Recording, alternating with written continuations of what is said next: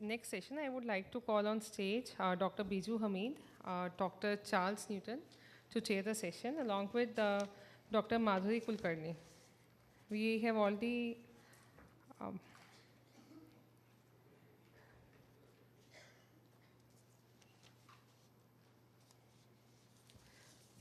Dr. Madhuri Kulkarni is the former in charge of pediatric neurology and neurodevelopmental disorders. She has started the first center of identification and certification of special learning disabilities in India.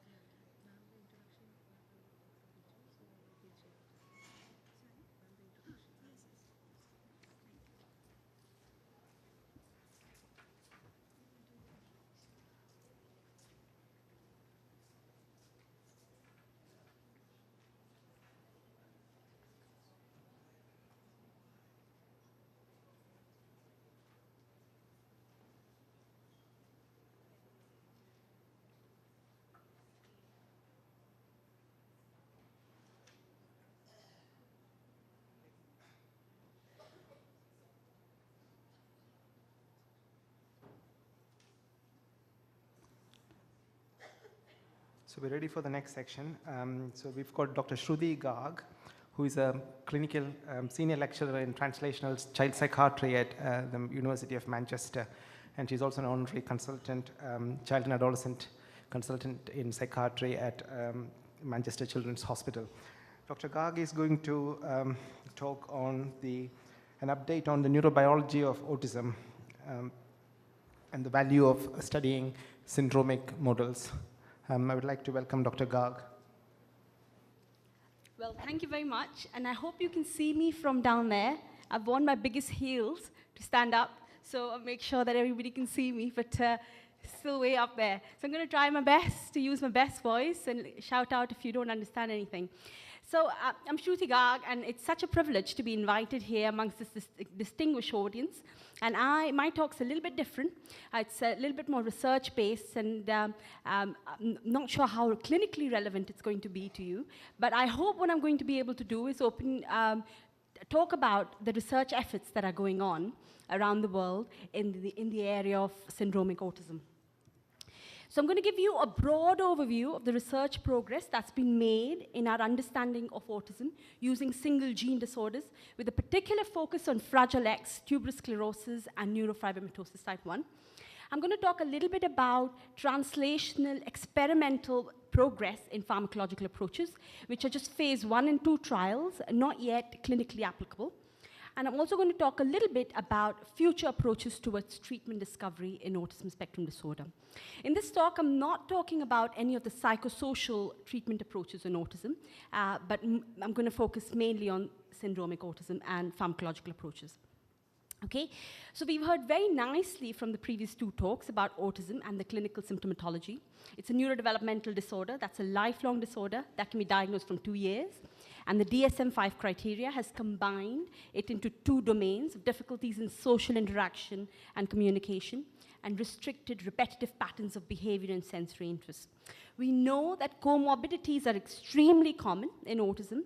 So 50% might have an intellectual disability, 10% with limited verbal communication, 1 in 4 can be diagnosed with a comorbid epilepsy, and about 30 to 40% with comorbid ADHD.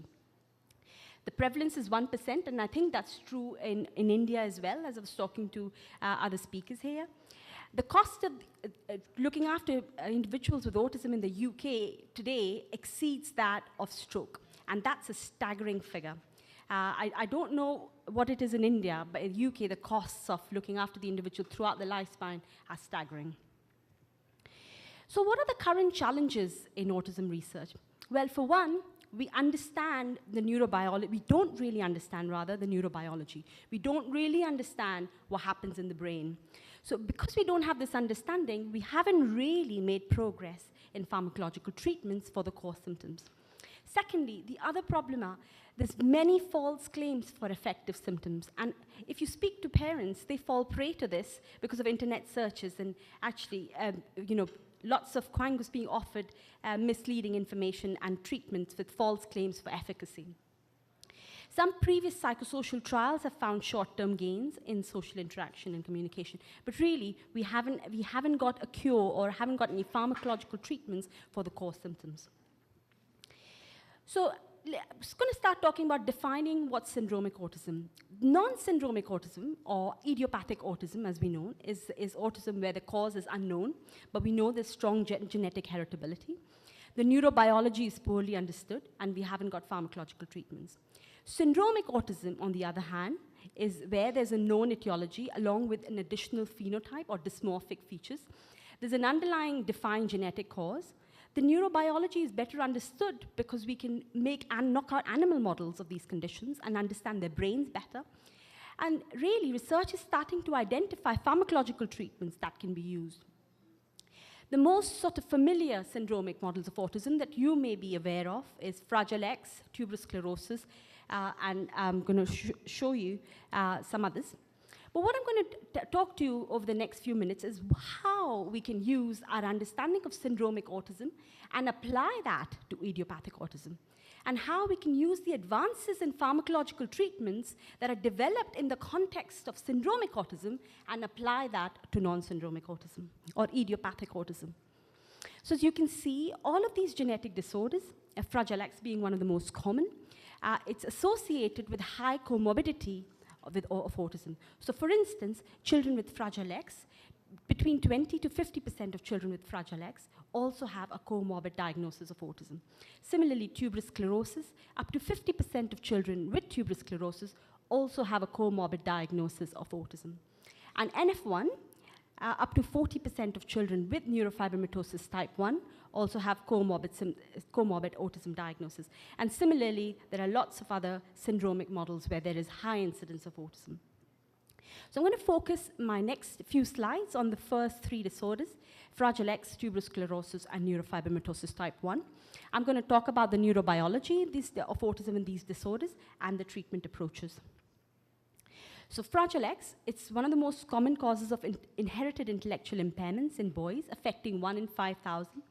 It's caused, as we know, by CGG triple nucleotide repeat on the FMR1 gene on the X chromosome. And the phenotype, the behavioral phenotype, is characterized by poor eye contact, repetitive speech, restricted behaviors, ADHD, and poor sleep. Tuberous sclerosis also is common, affects 1 in 6,000. It's caused by mutation of TSC1 or TSC2 gene. And it's characterized, the clinical phenotype is characterized by hamartomas, sagas, tubers, rhabdomyomas, shagreen patches, as we know. And again, social communication restricted impairments are common, along with ADHD. Neurofibromatosis type 1 is the disorder that we specifically study in Manchester, and we've been doing that for the past 10 years. It's a disorder that's just as common as cystic fibrosis, affects 1 in 3,000 people. It's caused by mutation of a gene on chromosome 17. And it's characterized by social communication impairments, social anxiety, ADHD. So what do we understand about the neurobiology of autism spectrum disorder from syndromic autism? Well, because we've been able to create knockout animal models of syndromic ASD, and there has been a lot of effort in developing behavioral phenotyping assays that can be applied to animals, and these behavioral phenotyping assays that can be analogous to human ASD. So some of the assays that have been applied are the 3-chamber social learning test, repetitive self-grooming in the animals, and reduced ultrasonic vocalization from the males to the females. And so these are the behavioral assays that have been used in animals to mimic human autism. And they've been able to study the brains of these animals and therefore understand the neurobiology better. So in Fragile X, I'm going to talk a little bit about the neurobiology here. What we know is that the protein FMRP is really important for regulating downstream signaling pathways, but also for mRNA translation, synaptic homeostasis, and dendritic spine. When when FMRP is absent, in the lower cartoon here, what we see is that the downstream signaling pathways become very active, there's no synaptic homeostasis, and there's lack of synaptic pruning. And that's what we think happens. And similarly, in tuberous sclerosis, the TSC1 and TSC2 are really important. The gene's really important for regulating the activity of the mTOR pathway. In tuberous sclerosis, the mTOR pathway becomes very overactive, and there's cellular overgrowth, which gives rise to all the tubers and all the rhabdomyosarcomas, etc. But at the synapse level, there's abnormal dendritic spines, increased excitability, abnormal neuronal migration, abnormal cortical lamination. When they've done MRI studies, they've looked at white matter connectivity and found problems with hypoconnectivity and myelination of the white matter. Next, neurofibromatosis type 1. NF1 is really important for regulating the activity of the RAS pathway, which is this one here. So the NF1 gene downregulates the RAS pathway activity. And the RAS pathway is very well studied in cancer studies. It's important for cell cycle regulation. Now, what happens in neurofibromatosis type 1, which is here? You can see that when at the NF1 gene is absent, the protein neurofibromin is absent, the RAS pathway becomes very overactive, which leads to lots more GABA overactivity, which leads to synaptic impairments in long-term potentiation and inhibition excitation imbalance. So in summary, what we understand from studying the syndromic models of autism is that during embryonic brain development, there are some abnormalities in neuronal migration, abnormalities in cortical lamination and myelin formation. At a cellular level, impaired gene expression leads to abnormal synapse formation, failure to maintain neuronal homeostasis, and an inhibition excitation imbalance. That's GABAergic, glutamatergic imbalance at the synapse level. So next, I'm going to talk about some of the pharmacological approaches that have been developed in the context of syndromic autism. Now, I must stress to you that these are only phase 1 and phase 2 trials. None of them have been used as phase 3 trials, so it isn't really something that we can use in our clinics. But I want to show you the developments that are taking place. So this is a very, very simplified cartoon of the key signaling pathways in the brain, and I'm going to take you through it because it's very busy. So we can start with NF1 here, which is here, and it regulates the RAS pathway activity. Now, some of the pharmacological approaches that have been tried in NF1 have been simvastatin, lamotrigine, and MEK inhibitors, which are the new kids on the block, actually, and there's a lot of excitement about using MEK inhibitors. So selumetinib and tramitinib that have been used, that are, and there's a lot of excitement about those drugs. So I'm going to show you an example of a trial using simvastatin and talk about that. But again, in TSC, mTOR inhibitors have been used, such as rapamycin, sirolimus, and everolimus, or rapalogs as they are called. In Fragile X, there's been a decade of research using pharmacological approaches to reverse autism symptoms, and so far, really, none of them have shown clinical benefits shown clinical benefits, only minor clinical benefits. So the main ones that have been used have been mGluR antagonists, GABA agonists, minocycline. Now, it's within this time, it's too short to go through exactly all the approaches, but what I'm going to do is I'm going to talk about NF1 and simvastatin and show you exactly the rationale for using these drugs. So as I explained before, NF1 is really important for regulating the RAS pathway overactivity, and we can see that in NF1, when the NF1 mutation of the NF1 gene and lack of protein neurofibromin leads to an overactivity of the RAS pathway, increase in GABA, impairments in long-term potentiation. Now, simvastatin can downregulate this RAS pathway overactivity by stopping the farnesylation of RAS over here, downregulating the RAS pathway activity, reducing GABA, and rescuing the long-term potentiation and rescuing the cognitive phenotype. Now, these studies using simvastatin have been carried out in mice, and there have been clinical trials that have been used in humans, and I'm going to show you an example of one that we've used in Manchester. which was just published earlier this year, where we used simvastatin in young children with autism and NF1.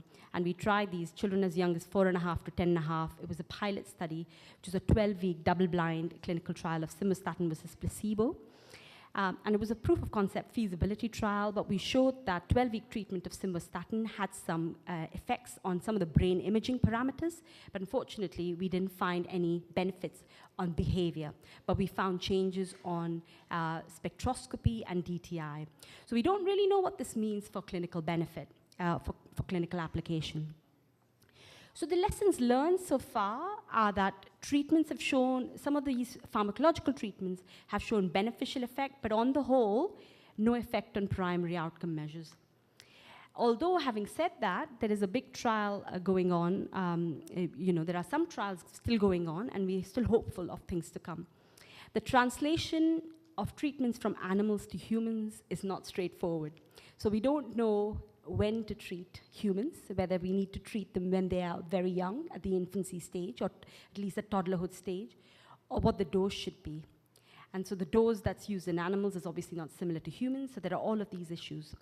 Is there a critical window that we need to use in humans where treatments are most effective?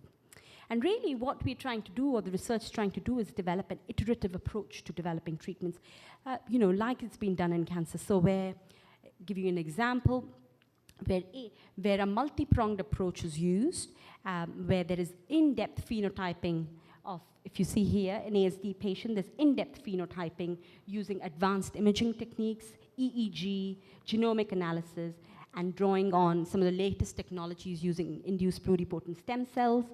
So in-depth phenotyping using all of this, but also animal models developed using the same mutation as there in the humans. So animal models developed with the same mutations, and using animal models for drug discovery, trying them in humans, and sort of repeating the cycle. And that's where really the research is going. So, but you might ask the next questions. How do we translate the findings from syndromic autism to idiopathic autism? How is this valid to a vast majority of children that we see? Because what I've spoken about affects only about 5% of the children, if not less. And the problems are that with idiopathic autism, there's clinical heterogeneity. We don't know what the treatment targets are. So are we going to target the core symptoms, social impairment? Are we going to target restricted repetitive behaviors? Are we going to target sleep? Are we going to target sensory symptoms, obsessions? So there's a great deal of clinical heterogeneity, and it's not easy to understand what it is that we target. Along with the clinical heterogeneity, we know there's a great deal of genetic heterogeneity. What may work for one child with autism will definitely not work for another child with autism. And a one-size-fit-all approach will not work in this disorder. But what's interesting is that a large study that was published a couple of years ago showed that the genes implicated in autism, affected by CNVs or SNPs, actually impinge on 3 major biological pathways downstream. And these biological pathways are for neuronal signaling development and axon guidance, for synapse formation, and for chromatin modification.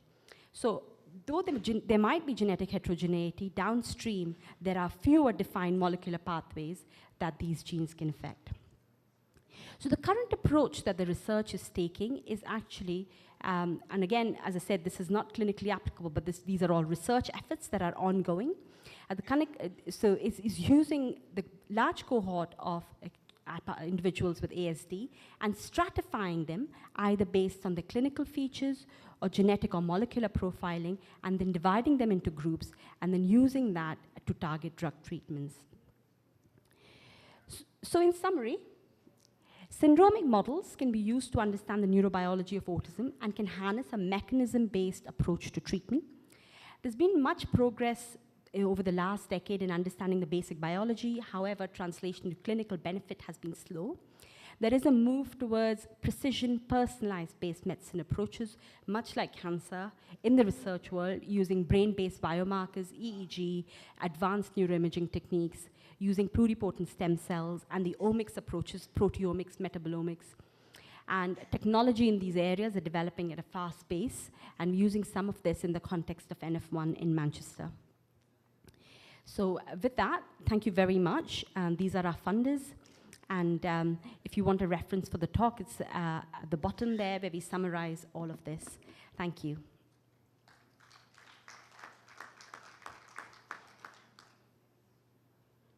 Thanks very much, Dr. Garg. That's a good overview of the work in Manchester on the various animal models. Do you work on the TS model as well? No, just NF1. Just NF1, Yeah. okay. And a huge thanks for keeping time as well. Excellent. Any questions from the audience?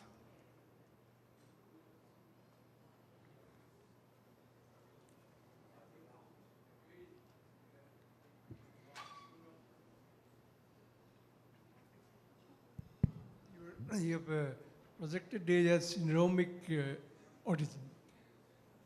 This syndromic autism, so-called, as you have projected, they have a syndrome. They have got some genetics. So TS1 or NF1, they have syndrome. Why not? They are primarily a genetic disorder with superimposed autistic features. They should be separated out. Your pharmacological action also may vary because of this primary pathology. You are trying to hit the autism, correct the autism by using variety of pharmacological agents, but their basic pathology in the brain is different. In each entity might be having some different mechanism, different problems in the brain that may explain the diversity of pharmacological action of the drugs. Probably those who have clear syndromes or some other primary pathology, they should be categorized as primary disorder with autistic features. Yeah, I think you make a valid point there. But when people have looked at, autism, what is autism? It's a behaviorally defined syndrome. We don't define autism based on, anything else. We define it based on the clinical presentation. And when people have looked at the autism presentation in TSC or NF1, or they've looked at what the clinical phenotype is, and they've compared it to children with idiopathic autism, they found similarities. So they found no differences with the clinical phenotype in children with a primary pathology, if you like, TSC and behavioral features and autism. They found them to be very similar. So I think this is the way that the research is going, and because autism is behaviorally defined, we are using these as one way to understanding autism. But it isn't to say that this is the only way to do it. Yeah. Dr. Shruti, congratulations. It was a very nice presentation. What I want to understand here is one of your slides you showed that you summarized it as the disorders of the synapse formation. Yes. Have there been studies which show the impact of environment on these synaptic disorders? And the second question would be that you're doing a research on these drugs. So what is the role of drugs like omega-3 fatty acids on all of these systems that you have shown? Yeah. So in terms of environment, there's been, obviously we know a lot about exposure to valproate in utero. Yeah, the exposure to valproate, there's very strong link with autism there. And also, we know things like maternal smoking, ADHD, but recently there's also been exposure to SSRIs and autism as well. So obviously, I think the environment plays a role in that sense. But if you're talking about environment in the sense of, environmental toxins, etc., yeah, in the early infancy, so we know that children who are adopted or maltreated, they show a sort of social impairment. Yeah, so we know that as well. But I don't know if the neurobiology, all of that, is being characterized at this level. And your second question, I've forgotten. Yeah, the role of omega-3. I'm not aware of the literature, but I think there is. There's a lot of research coming out about gut microbiota, and there's a lot of research coming out about high-fat diets. But I don't think there's enough evidence to recommend at the moment. Yeah. Thanks, Shruti, for the nice overview. I'm just, kind of taking Dr. Talukdar's point a little ahead. And while the neurobehavioral characteristics might be the same, but obviously, I mean, phenotypically, these are all different children with TSC, with neurofibromatosis, Fragile X, etc. And certainly, I mean, the pathways are also, all of them have impaired neuroplasticity, dendritic spines, are, problems have been found in those, and so on and so forth. But like, let's say mTOR, pathways in TSC are not similar in Fragile X or in neurofibromatosis. So there are inherent differences as well. So when we are talking of drugs working in a particular syndrome, obviously we are also considering the presence of these pathways in addition to the so-called pathology of, or neurobiology, if you may, of autism. So they are inherently, in that sense, different. Although, I mean, neurobehaviorally, autism is autism, but certainly, I mean, we have these differences. And there is bound to be an interplay with these. Yeah, no, I agree. I think, you obviously raised very good points, but the point of this is, if I can pull up my presentation again and show you that slide that I showed you with the exome sequencing. Let me pull that slide to explain my point, and I can explain that better. Is that you're absolutely right, but if you can see this slide over here, some of this work that's coming out, and it's all over the last 3 or 4 years, what it suggests that, these aren't syndromic autism, each of these genes that are identified, they are, CNVs and SNPs that have been picked up. But what they've shown is that actually downstream, there are more limited number of molecular pathways that are affected. And actually, by studying syndromic models and thinking about what pathways are affected, we can start to think about more mechanism-based approaches. I mean, I'm not sure. I think these are research efforts that are ongoing. I'm not saying that this is the right way to go, but this is one way to go. I mean, similarly, in the way cancer is progressing, where you're not thinking of whether it's bowel cancer or it's lung cancer, but you're actually looking at what genes are mutated, what pathways are affected, and targeting treatment based on that, rather than, similarly, I think within autism, the approach is changing in that sort of way. I mean, there have been a couple of small-scale proteomic studies that have been published that have shown, cholesterol and cholesterol metabolites that are picked up in serum that implicate the RAS pathway. So I take your point, but actually, this is one way to go. Exactly, I would like to add a comment. So just like the more and more genes that we find implicated in neurodevelopmental disorders, like perhaps the rasopathies and the mTORopathies will have shared biological pathways, and the trick would be in identifying them, just like in the dystonia genes, they're having shared pathways. Like there was a nice poster, for example, today on PET in autism and showing increased metabolism in the basal frontal areas and decreased metabolism in the parietal and temporal lobes. So there would be some shared final pathways, belonging to these various rasopathies and mTORopathies, which the trick could be to identify them and intervene. I think also to say that the research is still very much in its infancy. I think this sort of approach has been more prominent over the last decade, but it's still very much in its infancy. Thanks very much, Dr. Garg. And now it's time for the next session. Thank you. So it's my pleasure to introduce Professor Angela Vincent for the next talk on autoimmunity and neurobehavioral syndromes. Professor Vincent has the distinguished of being a Fellow of the Royal Society, and I have to point out to you this is a distinction which is not often given to people involved in clinical medicine, and therefore it is a very high distinction in the United Kingdom as such. She's been very much more instrumental in looking at neuroimmunology of a number of neurological diseases, but perhaps what we know her best for is the work that she and her group have done on the antibody-mediated encephalitis. Thank you, Angela. Thank you very much, and it's a real pleasure to be at this meeting and to hear so much about neurodevelopment, because as you'll see, I have a sort of almost a hobby interest in this area, and for the last more than 20 years, I've just been doing a tiny little bit of work on autism and related disorders, and I'm going to tell you effectively the story of why that happened and how far we've got, which is not very far. So there are many people I should acknowledge, and I'll show you some photographs at the end. So actually it starts with myasthenia gravis, which I hope you all remember is an acquired autoimmune disease. Patients get weak and fatigue, and they improve with treatments like cholinesterase inhibitors, thymectomy, and of course immunotherapies.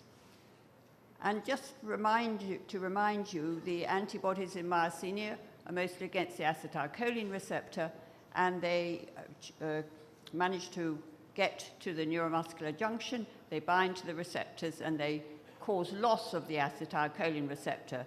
And this is responsible for the neuromuscular defect and for the fatigue that they suffer. Now, if you look at the receptors from above, you see that there are 2 alpha subunits. Hope you can see those.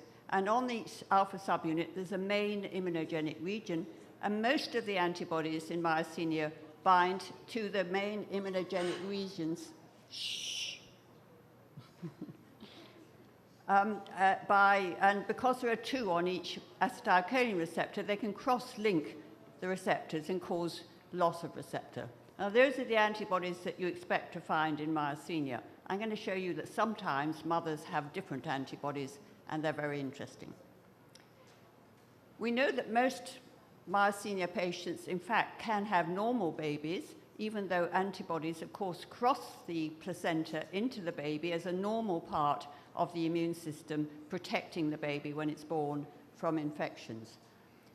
Many of the babies are not affected, and of course, nowadays, when so many of the mothers are treated, then probably even less babies are affected by antibodies because the mother's already well controlled. But some babies are born with transient myasthenia due to the placental transfer, and that those babies usually get better within a few weeks, either spontaneously or with treatments. Very rarely, a condition called arthrogryposis can occur.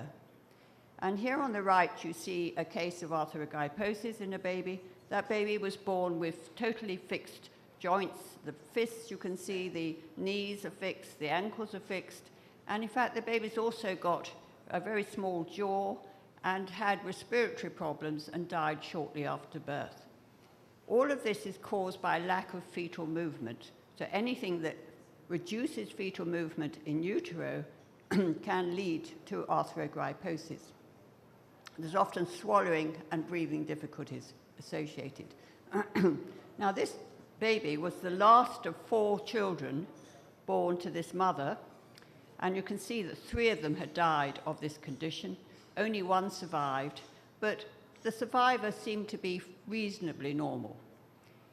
The mother herself had some weakness in her face and shoulder girdle, and was thought probably to have a genetic form of myopathy, not described at that time, 25 years ago. And everybody assumed at first that this was a genetic disorder. But some clever neurogeneticist said, but perhaps this is myasthenia. And indeed, the mother had myasthenia gravis, accounting for her weakness. She had high acetylcholine receptor antibodies. She was treated with plasma exchange, steroids, azathioprine, and subsequently had a child, a little boy, who was essentially normal and not affected by this condition. So that suggested that there was something in her antibodies that was causing the defect, the arthrogryposis, in those first 4 pregnancies. And in fact, we found other mothers with very similar antibodies, and some of them don't even have clinical myasthenia, but they still have these antibodies, which can affect the fetus. Because what I haven't told you about so far is that there's a fetal form of the acetylcholine receptor. And if you look on the left at the top, you can see there's a gamma subunit here rather than an epsilon. That's the only difference between the fetal form and the adult form. In humans, the fetal converts to the adult certainly in the last trimester of pregnancy, towards the end of that. And what we were able to show was that the antibodies that the mothers had, whose children were affected, were very highly but not entirely, against the fetal form of the receptor, and they bound in such a way, which is here, where they actually prevented acetylcholine binding to the receptor, and that meant that those antibodies paralyzed the baby in utero and led to arthrogryposis. And that was shown in some experimental work at the bottom. So we thought that was very interesting, but there was a reason that we wanted to do some experiments with this. So we injected those antibodies into pregnant mice. And if we injected those antibodies from a mother of an arthrogryposis baby into mice, we found that at birth, the mice were arthrogrypotic. They were all screwed up, they had fixed limbs, they had joint defects, and also some other defects, like in the heart. Whereas if we injected the antibodies from the normal antibodies from a mother of healthy children, you had a healthy, moving baby fetus which could survive and did not die. So we were able to transfer this disease to mice. And the reason we wanted to do that, I'll show you in a moment. But there's an update on this condition, which I think is perhaps relevant to clinical practice. There is a condition now which has been termed by Heinz Jumbluff, who's in London at the Evelina, with Ming, Lim and others. It's called fetal acetylcholine receptor inactivation syndrome, or FARIS. And this condition is one which occurs in some of the children who are not badly affected by arthrogryposis, but nevertheless have a fetal-derived myopathic condition which is present after birth and in fact persists in childhood and probably thereafter. So this is a condition which is a sort of postnatal effect of antibodies. And here are some families. I won't show you these in any detail, but these are children. The top two rows are from one particular mother. She actually herself was asymptomatic. She did not have any symptoms of myasthenia, but nevertheless she had high acetylcholine receptor antibodies, and they were predominantly against the fetal form of the acetylcholine receptor. The baby at the bottom is from another family.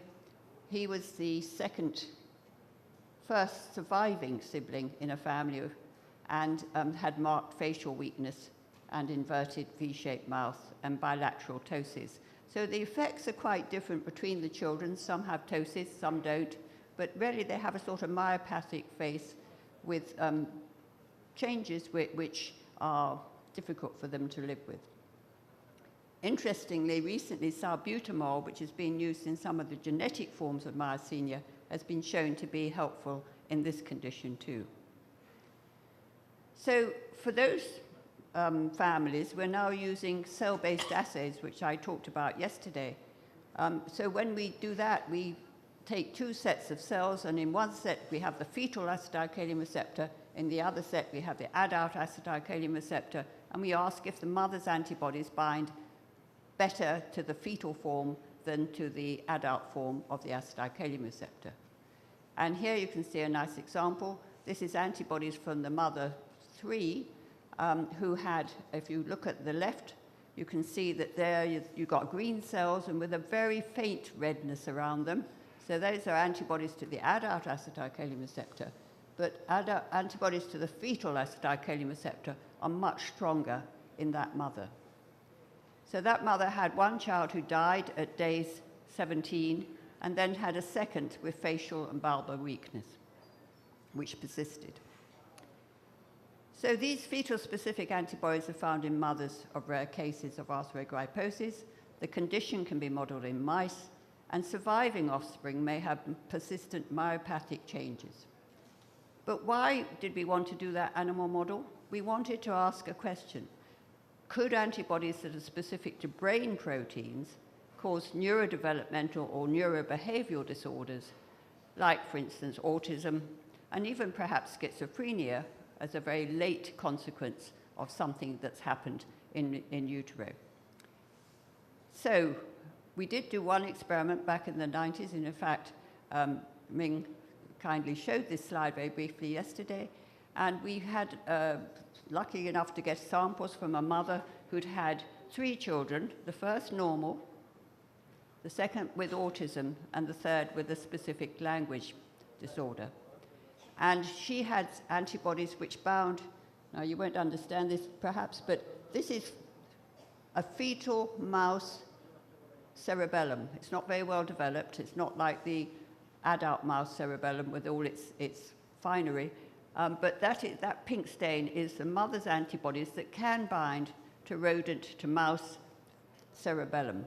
So we injected that mother's antibodies into the pregnant mice, and the results on the right, which I won't go into, show that there were some effects on motor coordination. And we also showed some MRS changes when we imaged the brains of the mice. So it was a little story, but it was published in Annals of Neurology. Several USA groups took up the story and have been working in this area. I have to say the results are not very conclusive for autism. That's for one good reason, which I'll come to. And I would have done much more myself, except we couldn't get any funding in the UK to do these experiments. However, what was really needed, and this was also one of the reasons I didn't do it before, was we needed to get samples from mothers whose children were subsequently diagnosed.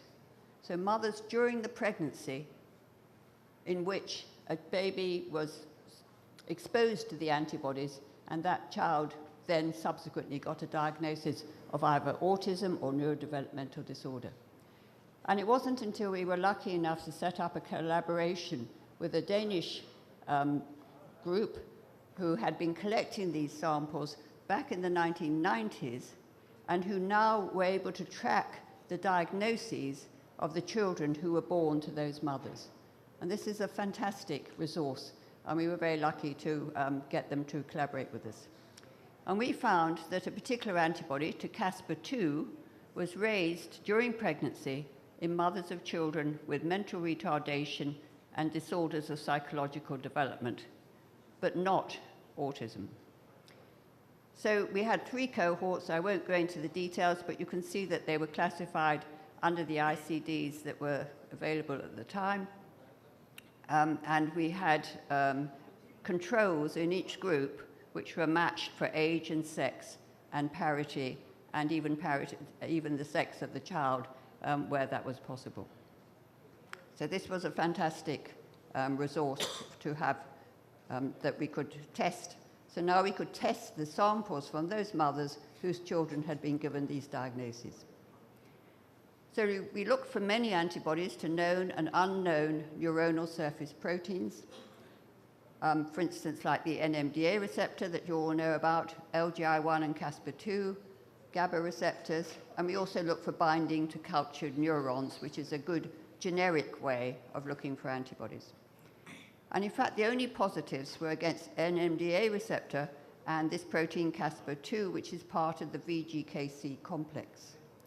Now that was interesting because in fact it's known that mutations in these particular proteins are found in some patients with rare syndromic, if you like, forms of autism, and a variety of other neurodevelopmental disorders, including some children who develop epilepsy, for instance. So there are sort of links of those 2 proteins with developmental disorders.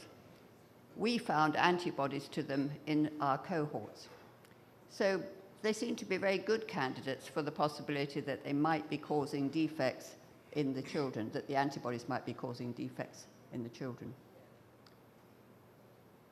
In fact, we did not find any difference between the NMDA receptor antibody positivity between the mothers of children who did have intellectual and psychological disorders and the controls, although there were quite a few antibodies in these young women of childbearing age. But on the right, you can see that the Caspr2 antibodies were positive in 4.4% of the children with of the mothers of children with developmental disorders, and only 0.9% of the controls.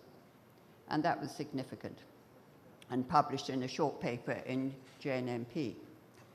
But the real excitement came when we tried to transfer those antibodies to mice in the way that I'd shown you previously. So what happened when we placentally transferred the antibodies we injected pregnant mice with the Caspar-2 antibodies, and we were able to show that the antibodies to Caspar-2 crossed into the baby mice, into the fetuses, and you can see that there is binding here in the cell-based assay. So that's a mouse serum, baby mouse serum, and mother's mouse serum. She had higher antibodies because, of course, she was pumping them into the baby.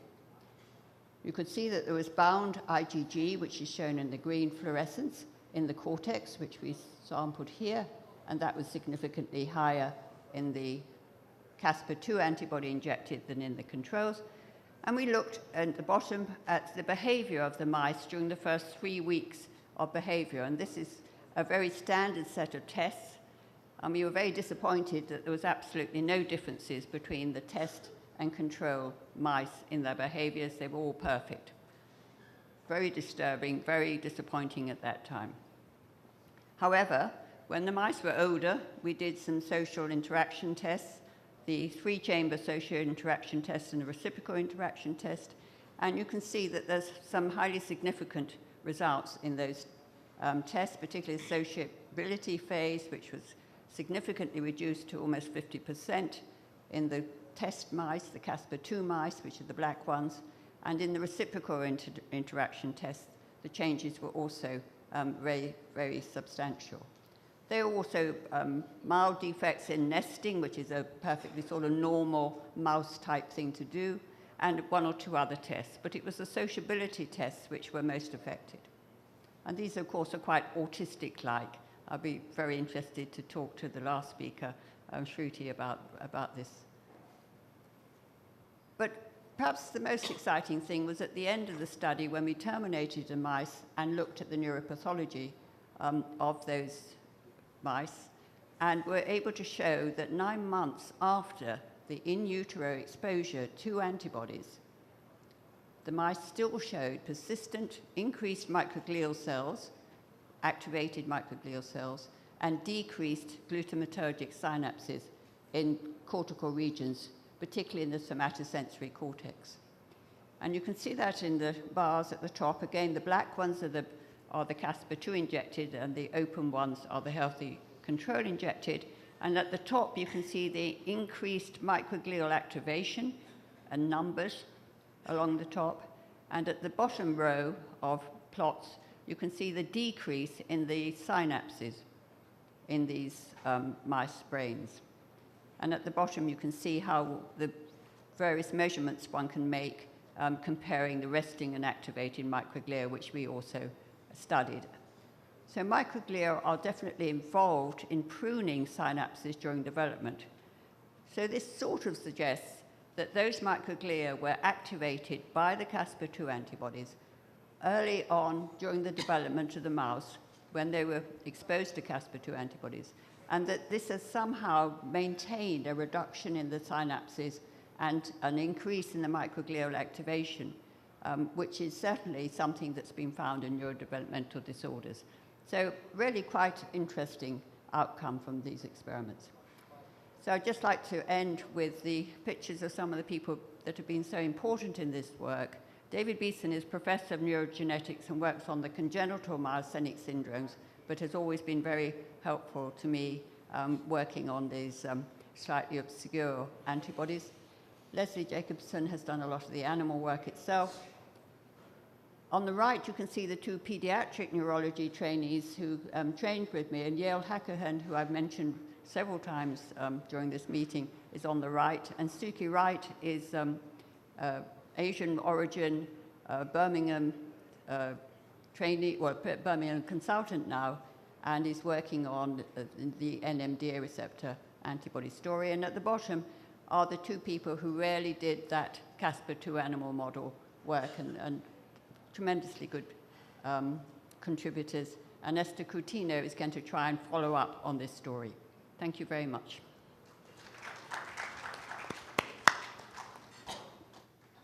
I don't know what my timing was, because the time it was stuck at 10. No, it was spot on.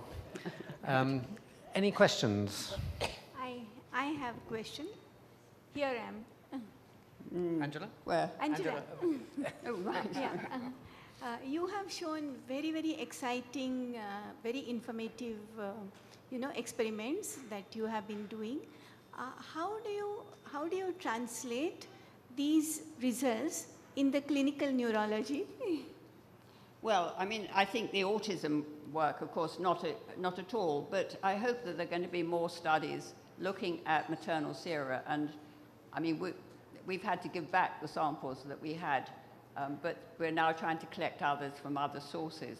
Okay. And it's such an intriguing idea, and I think that I'm sure there is something in it, and we've got much more we can do. And there's lots of more experimental work you can do. I mean, you could take specific antibodies and see what happens when you transfer them, like cloned antibodies, for instance. But also the arthrogryposis and the myopathy, that's not, I mean, it is very rare, but it's something which the clinicians are picking up, and we're now putting together a series of about 10 families with these children with myopathy. And that's quite an interesting story, and particularly if they respond to salbutamol, it means it's probably worth looking for in children with unexplained myopathy.